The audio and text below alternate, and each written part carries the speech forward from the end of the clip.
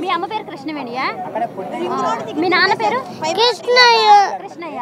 మరి phone number తెలుసా మీకు? మీ ఇల్లు తెలుసా మీకు? ఎక్కడుంటారు? ఎక్కడుంటారు నాన్న? ఎక్కడుంటారు?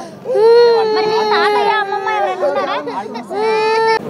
మేడం నమస్తే మేడం, ఏంటి పిల్లల పరిస్థితి? మేడం నేను IFTU రాష్ట్ర కార్యదర్శి మేడం. మాది వైజాగ్. మా వాళ్ళు చిక్కుపోయారని చెప్పేసి నేను రాత్రి వైజాగ్ నుంచి వచ్చానండి. ఇక్కడ చైతన్య కాలేజీ నుంచి ఫుడ్ వచ్చిందండి. ఆ ఫుడ్ నాకు చెప్పారు. ఆ ఫుడ్ తీసుకొని వెళ్ళి పంపిణీ చేద్దామని చెప్పి ఒక బోట్ ఎక్కాం మేడం.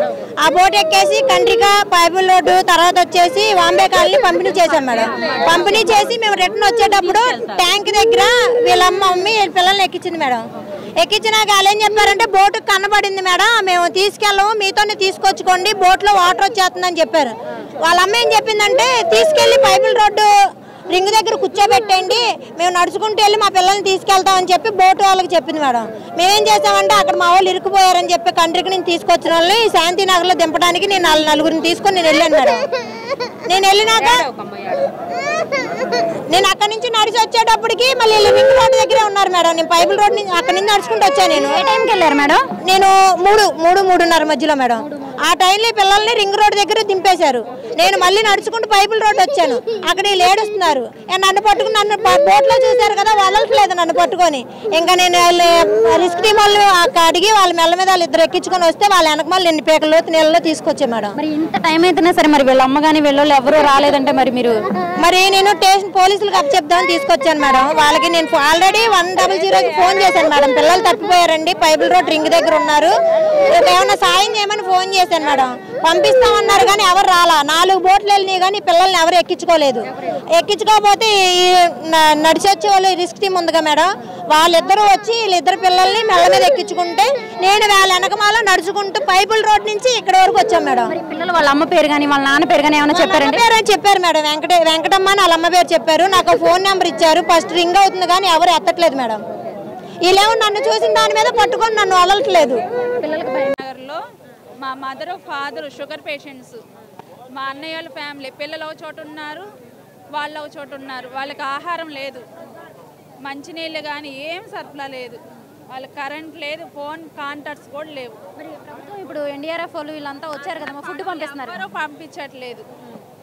ఇప్పుడు దాకా ఎప్పటి నుంచి నిలబడ్డాం, అస్సలు ఎవ్వరు పంపించట్లేదు. ఏం లేదు వాళ్ళకి.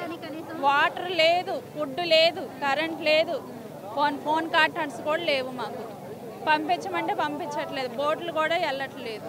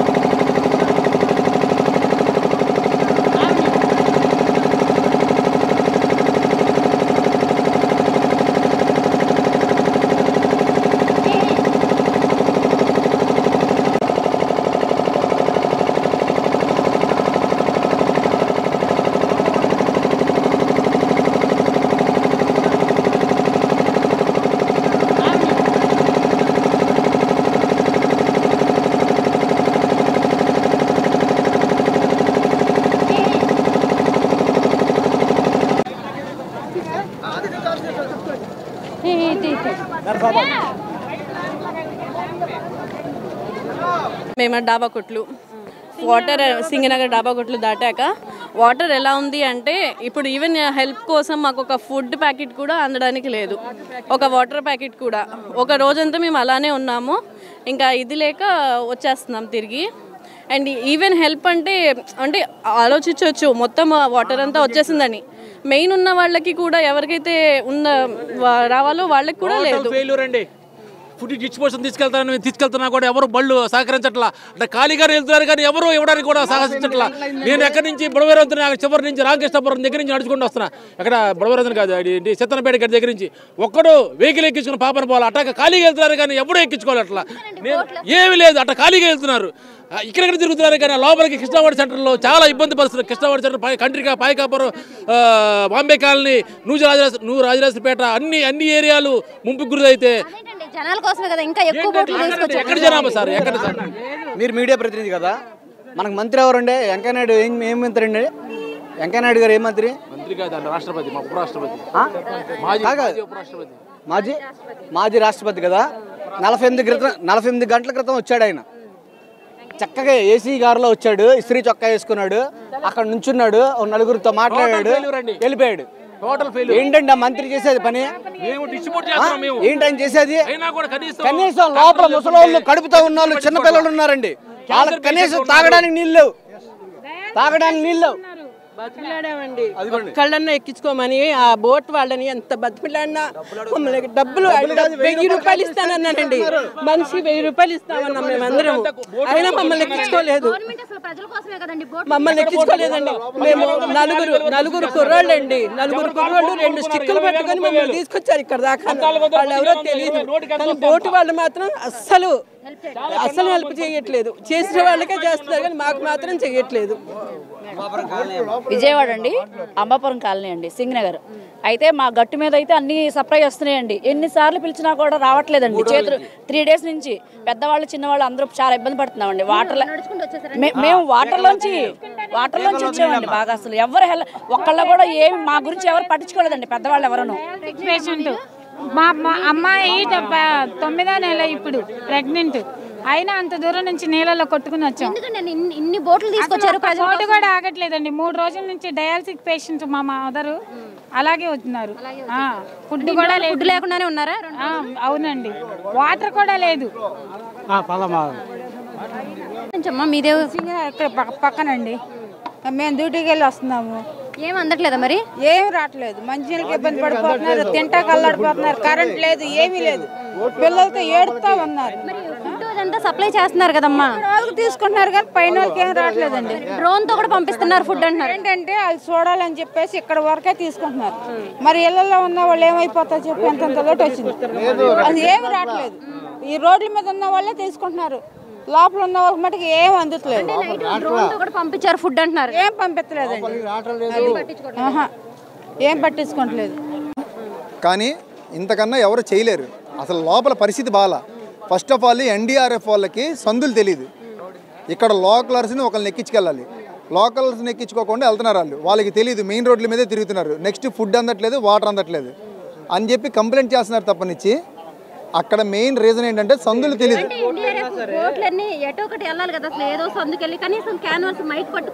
వాళ్ళు ఉన్న అపార్ట్మెంట్ అందరికీ ఫుడ్ సప్లై వస్తుంది, ప్రతి ఒక్కటి వస్తుంది కానీ కొంత మెయిన్ రోడ్ లోనే వస్తుంది. 100% సందుల్లో వాళ్ళకి తెలియట్లా.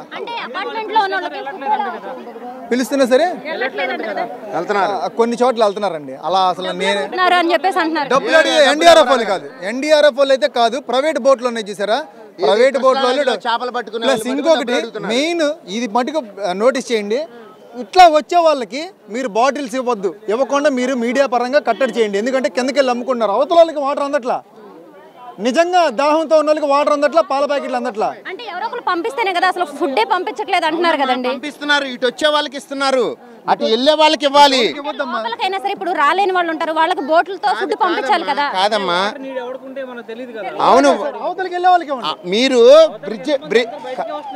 కాదు అదే బోట్ల మీద వాటర్ క్యాన్లు పెట్టి అటు పంపించవచ్చు కదా అంటున్నా. పంపించట్లేదని అంటున్నారు కదా, అసలు అంటే సప్లై చేయట్లేదని అంటున్నారు కదా. అవును, సింగిల్ వాటర్ బాటిల్ కూడా రావట్లేదు. చాలా మంది ఇళ్లలో ఫుడ్ లేదు, పాలు లేవు. అయితే ఒకటి దీంట్లో గవర్నమెంట్ తప్పైతే ఏమీ లేదు, అది మటుకు తప్పు. ఎందుకంటే ఇలాంటి విపత్తు ఎవడేం చేయలేడు, ఊహించండి. దీనికి ఒకటే పరిష్కారం, ఇటు వచ్చే వాళ్ళకి వాటర్ బాటిల్లు, పాల ప్యాకెట్లు ఇటు కిందకి దిగే వాళ్ళకి ఇవ్వద్దు, అవతలకి వెళ్ళే వాళ్ళకి. ఈ కిందకి వెళ్తే 10 రూపాయలు ఇస్తే దొరుకుతాయి. వర్షాలు వచ్చినాయి, ఫ్లడ్ వచ్చి 3 రోజులు అయితే మీరు ఏమైనా సహకారాలు చేశారు? అధికారులు కూడా ఎవరు రాలేదు, ఏమి పట్టించుకోవట్లా. చిన్న పిల్లలు ఉన్నారు, సహాయం కూడా ఎవరు రాలా. తినడానికి తిండి లేదు, నీళ్ళు లేవు, ఏమీ లేవు. ఒక్కళ్ళు కూడా పట్టించుకోవట్లేదు. బోట్లు వచ్చినాయి, ఎక్కించుకెళ్ళమంటే ఎక్కించుకెళ్ళట్లేదు, డబ్బులు ఇస్తే ఎక్కించుకెళ్తాం అంటున్నారు. బోట్లు కూడా అది ప్రైవేట్ బోట్లు అండి, ప్రైవేట్ ఉంది, మామూలు పర్మనెంట్ ఉన్నాయి. అవి గవర్నమెంట్ ఉన్నాయి, కానీ అసలు రాలేదు. ఒక్కసారి వచ్చినాయి, ఇంకెంతవరకు అసలు గవర్నమెంట్ అనేది రాలా ఏవి కూడా. బాంబే కాలనీ ఇంకా నీళ్ళు ఉన్నాయండి, తినడానికి కూడా నీళ్ళు ఏమీ లేవు. అలాంటి పరిస్థితి, చిన్నపిల్లలు ఉన్నారు ఎక్కువ, ఒక్కళ్ళు కూడా అధికారులు ఎవరు వచ్చి పట్టించుకోవడం లేదు. అపార్ట్మెంట్స్ లో ఇంకా ఫ్యామిలీస్ ఉన్నారండి? ఉన్నారండి, జనాలు నీళ్ళల్లోనే ఉన్నారు. ఏదైనా రావాలంటే అక్కడి నుంచి ఇక్కడికి వచ్చి తీసుకుని వెళ్ళాల్సి వస్తుంది. ఒక్కళ్ళు కూడా ఏమి తేవట్లా. నా పేరు సౌజన్యమ్మ. మేము సింగనగర్ అక్సలపట్టి చెత్త అపార్ట్మెంట్లో నుంచి ఉంటున్నాం. 4 రోజుల నుంచి తిండి తెప్పలు లేవు. అక్కడి నుంచి ఎంత లోతు నీళ్ళలో వచ్చాం చూడండి. మా పిల్లోడు అక్కడే ఉన్నాడు, తల్లినలుగురు నడుచుకుంటూ వచ్చాం. తిండి లేదు, వాటర్ లేదు, ఏమీ లేదు. అపార్ట్మెంట్లో ఉంటున్నాం, మునిగిపోయి. కరెంట్ లేదు, నీళ్ళు లేవు, ఏమీ లేవు. మునిగి బోట్లు ఎందుకు మునిగిపోయాం చూడండి మునిగిపోయి వచ్చాం. బోట్లు గిట్ల ఏం రావట్లే. తిండి కడిగితే తంటున్నారు అక్కడ. ఇంత 4 రోజులు అయింది తిండి తిని. అసలు నీళ్ళే లేవు, మంచి నీళ్ళు లేవు. ఇక్కడికి వచ్చాం, అంత లోతు నీళ్ళలో ఇక్కడికి వచ్చాం చూడండి. వాటర్ ఇదిగోండి పిల్లోడు ఒకటి ఉన్నాడు. మా ఆయన లేని కాలు ఇదైనా దెబ్బ తగిలింది, అయినా వచ్చాం. చేతి దెబ్బ తగిలింది, గాజు పింగులు కూర్చుకొని నీళ్ళల్లో.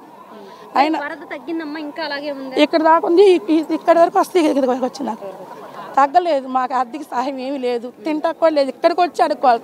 ఎక్కడ సింగనగర్ చెత్త అపార్ట్మెంట్లు మేము ఇక్కడ వరకు వచ్చి తిండి కోసం. మీరు అర్థం చేసుకుని 4 రోజుల నుంచి బోట్లో ఒక్కళ్ళు కూడా కేకలు వేసి ఒకళ్ళు రావట్లేదు. బోట్లలో వాళ్ళు ఒకళ్ళు రాలేదండి.